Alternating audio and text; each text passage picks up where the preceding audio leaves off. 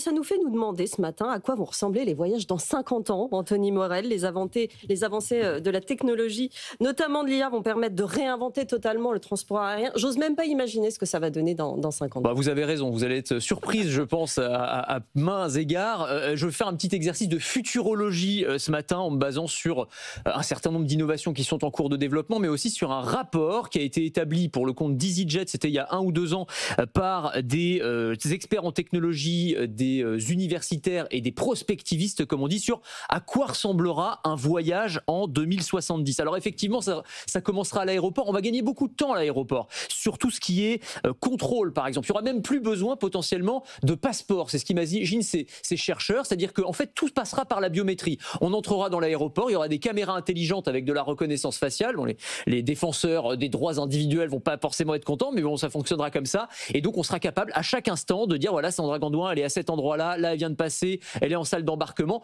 On pourra aussi utiliser ce qu'on appelle des passeports cardiaques, c'est-à-dire qu'en fait, on a des variations très très fines du rythme cardiaque d'un individu à un autre. Et donc, pour s'identifier au contrôle d'identité, eh bien, on pourrait simplement analyser les battements de notre cœur et on saurait que c'est nous. Donc, ça éviterait d'avoir à utiliser des papiers qui peuvent se faire voler éventuellement. Oui. Sur les contrôles de sécurité, même chose. Plus besoin de portiques qui font bip bip. Non, on aurait des caméras intelligentes qui sont capables de détecter de manière extrêmement fine, y compris si vous portez des explosifs, des couteaux, même des couteaux en céramique. On aurait ça qui serait directement intégré dans les aéroports. Donc, tout se ferait de manière complètement fluide. Et puis, il y a les bagages, évidemment. Les bagages, alors plus besoin de s'embêter. Ils seraient pris en charge dès l'entrée à l'aéroport par des petits véhicules autonomes ou des robots avec des systèmes de géolocalisation pour savoir à chaque instant où ils se trouvent, histoire qu'ils ne soient pas perdus quand vous partez en vacances. Je suis sûre qu'il n'y aurait même plus de bagages, Anthony Morel. Peut-être. C'est une autre histoire. Une fois à bord de l'avion, ça va se passer comment dans 50 ans? Alors, ce qu'imagine ce rapport, c'est que ce sera la first class, même en classe éco. Voilà. Alors, je ne sais pas si c'est très réaliste, mais les sièges de l'avion seront beaucoup plus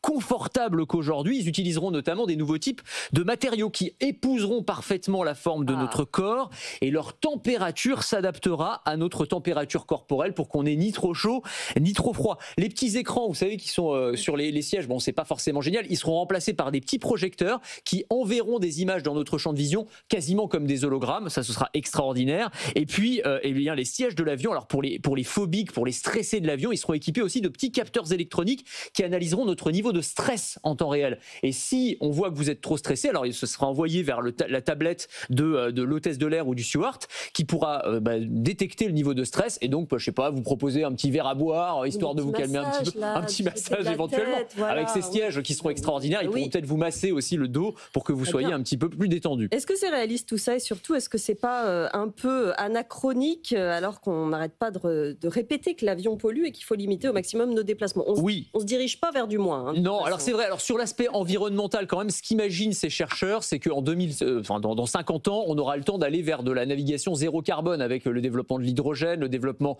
des biocarburants. On verra où on en est, mais en tout cas, si on est techno-optimiste, on peut commencer à y croire. Après, est-ce que c'est réaliste ou pas? Bon, l'avantage de ces études à 50 ans, c'est que personne dans 50 ans viendra leur dire « vous étiez trompés ». C'est toujours la même chose. Mais on commence quand même à voir certaines des briques technologiques que je vous ai décrites. Sur la biométrie, par exemple, on a les systèmes PARAF aujourd'hui dans les aéroports qui fonctionnent quand même très très bien. Sur les bagages qu'on ne peut plus perdre, on a maintenant les systèmes de géolocalisation, ne serait-ce qu'avec des AirTags qu'on peut mettre dans ses valises. Donc on voit que ça commence à s'inviter. Est-ce que ce sera aussi extrême que ce que je viens de vous décrire?